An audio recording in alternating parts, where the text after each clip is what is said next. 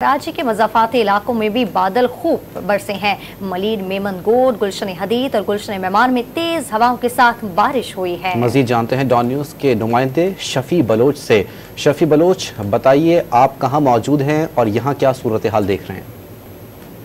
जी, शहर भर में बादलों का राज है और मौसम काफी खुशगवार हो गया है और मुख्तलिफ मकामात पर खासकर शहर के जो मज़ाफ़ाती इलाके हैं, मलीर, गदाब, काटोर, बेरिया टाउन और इतराफ के आबादियों में, इलाकों में, मज़ाफ़ाती इलाकों में खासकर जो है वो हल्की हल्की बारिशों का सिलसिला जारी है। बूंदाबांदियों का सिलसिला जारी है शहर की जो साली पट्टी है वहाँ पर भी, और महकमा मौसमियात की जानिब से जो है वो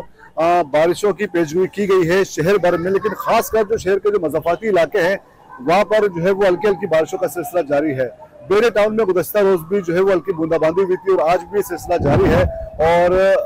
शहर में जो है बादलों का राज होने के बायस हब्स का जोर, गर्मी का जोर टूट चुका है। आज सुबह जो है वो काफ़ी गर्मी और हब्स